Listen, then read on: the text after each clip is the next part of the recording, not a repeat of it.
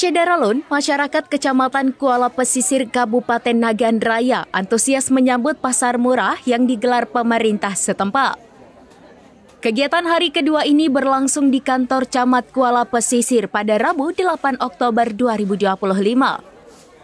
Pasar murah ini sebelumnya dibuka secara simbolis oleh Bupati Nagan Raya TR Kemangan di kantor Camat Beto.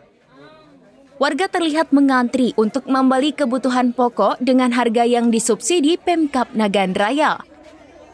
Camat Kuala Pesisir Muhadi bersama Kabid Perdagangan Disperindak Nagan Raya Zulbaini menyatakan warga sangat menyambut baik program ini.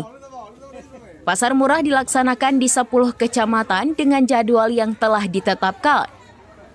Total anggaran subsidi untuk program ini sebesar Rp298 juta. Harga barang kebutuhan pokok yang dijual meliputi beras 10 kg seharga Rp127.000, gula pasir 2 kg Rp28.000, minyak goreng 2 liter Rp34.000, telur ayam 1 papan Rp38.000, tepung terigu 2 kg Rp20.000, dan sirup 2 botol Rp36.000.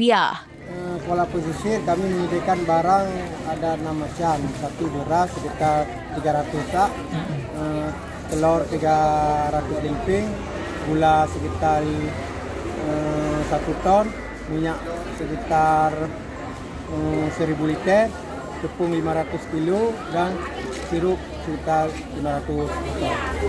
Pak, dari kecamatan sendiri gimana Pak antusias masyarakat Pak untuk kegiatan pasar murah yang dilakukan Pemda ini Pak? Bagus. Dan kita sudah berdasarkan surat dari Perindator, sudah kita surati kecil semua, masyarakat antusias untuk membeli dan menghadiri di pasar murah. Dari Nagan Raya, Rizwan, SerambiNews.com. Download Tribun X sekarang, menghadirkan lokal menjadi Indonesia.